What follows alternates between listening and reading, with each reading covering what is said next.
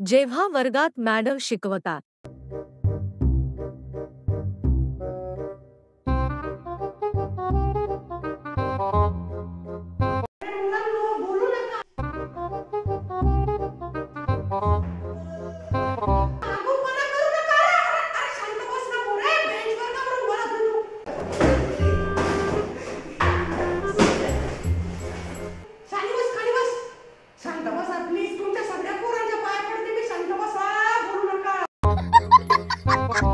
जेव्हा वर्गात सर शिकवतात सगळ्यांनी शांत बसायचे.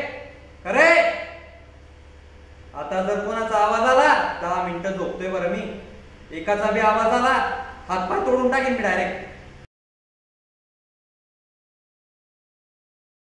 पाहणार मी कोणाला